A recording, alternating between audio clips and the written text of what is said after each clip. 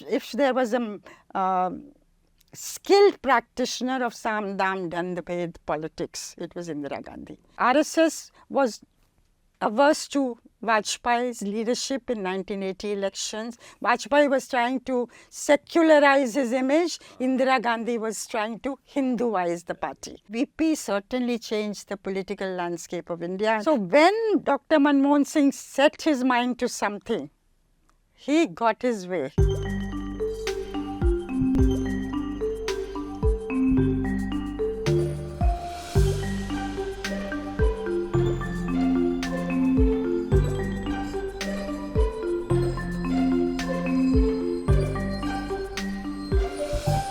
Indira Gandhi's rightward shift, and what in detail you have written about her engagement with the RSS and number of senior RSS leaders. Could you elaborate on that phase a little bit? The RSS bit was, I think, more as part of her Hinduization, because during the emergency she had, because of the sterilizations, they had lost the support of the Muslims, and that reflected in the 1977 elections. But RSS had written many, RSS chief had written many letters to her during the emergency. The people were in jail and so on. She did not reply. They then used the services of Vinoba Bhave to reach her, and somehow got to Sanjay Gandhi. And there again, I think Kapil Mohan and a couple of other people played a very stellar role. But at the time of the elections, but just before the elections, 1977, she sent them a message. And the message was, Sangh chunav se alag ho jaye. Don't support the Janata Party. And the RSS leadership sent back word to her, now it's too late, we've already committed ourselves, we are backing the Janata Party, but we will be in touch after the election. And then, of course, she was routed. 77 to 80 is very quietly, she was in touch with them. And she credited, again I've quoted people, credited some of her success to the help by RSS, some of her 1980 success to RSS. Others have also endorsed this. Now, 1980, Sanjay Gandhi dies, and she got Rajiv Gandhi, when he took over, to meet RSS chief's brother, Bhaurao Deris, who was looking after the political part of the RSS's strategy. Balasaheb Deris was not keeping well. And so there were 3 meetings between Rajiv Gandhi and Bhaurao Deris, which were very fascinating, again documented in the book. Both got on very well. And but you see, Indira Gandhi, RSS helped her in the Delhi local elections. RSS helped her in Jammu election, as a result of which the Congress won. The BJP didn't do well.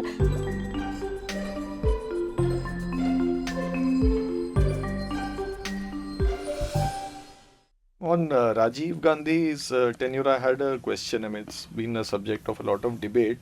When this anti-Sikh pogrom was happening in Delhi and other parts of India, you had covered it and you've written that in your book.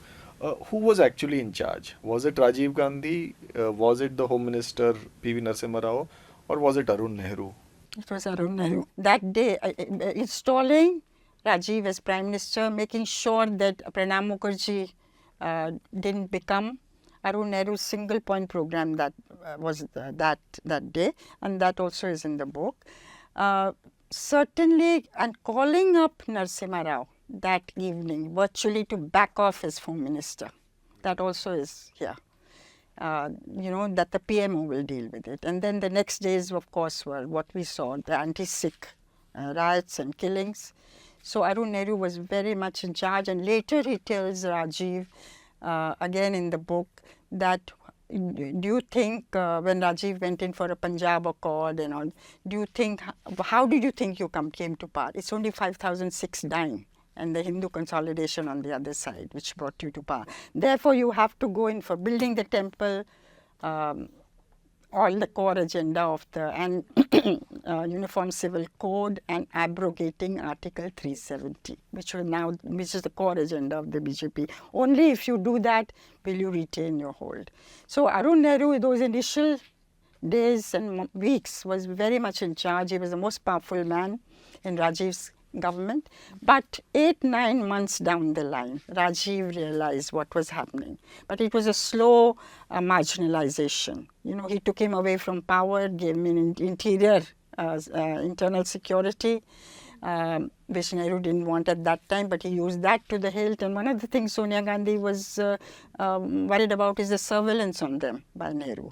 So the differences that grew, and then of course Rajiv sacked him from the cabinet. And then, as I say, he's the one, Hansraj Bhardwaj told me this, that he's the one who leaked the Bofors story to Swedish radio. Oh. He said, we knew it. Now this is Bhardwaj.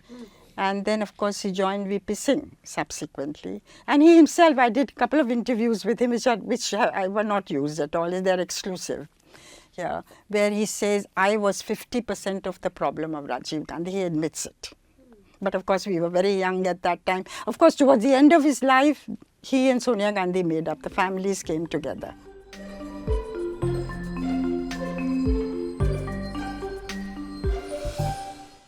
You have written a very interesting phrase that he was a royal as well as a subaltern.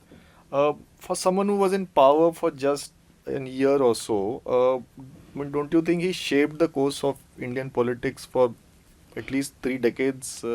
Absolutely. I think one of the undervalued prime ministers, as I told you, people haven't even heard about him because he's not been cultified subsequently.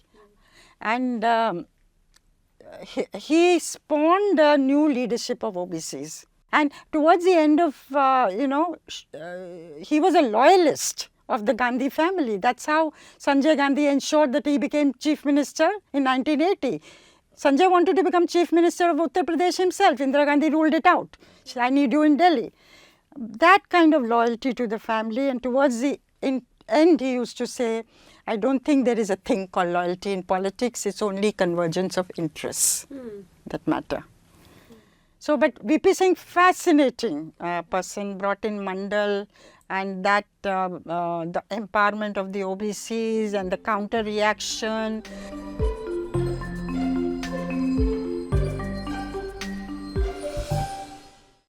When you say that he was looked at as a moderate, and it's of course a fascinating story, but do you think it was also a very carefully crafted image? Oh, absolutely crafted. Absolutely crafted. Because even on the nuclear thing, he was a peacenik in the 50s. He wrote this poem called Hiroshima Ki Peeda. And in the 60s, he was absolutely a roaring advocate for India becoming a nuclear power, and spoke in parliament after the Chinese test. The answer to an atom bomb is an atom bomb. In the 70s and 79, when he becomes the external affairs minister, he voted against India going nuclear in the CCPA when Morarji Desai, with 4 of his other top colleagues, had to take a call of what to do after K. Subramaniam gave his report on the Joint Intelligence Chief, his report that Pakistan was a screwdriver away from building a bomb. So again, another flip-flop. In 98, he's the one who goes in for a nuclear test. So flip-flops were really part of Vajpayee. What I'm saying is, somewhere people forgave him these flip-flops. They felt, he's under pressure from the Sangh, he's under pressure from the party, he's actually very different.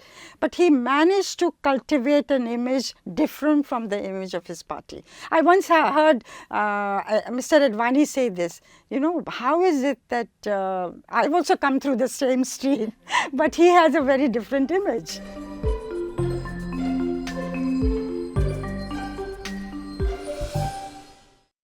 People other than the Gandhi family who were among his close circle, who did he rely on? How did he operate? I mean, because that's something, it intrigues me personally. The story of how he got the Indo-US nuclear deal through. and took over 3 years, but he did not give up.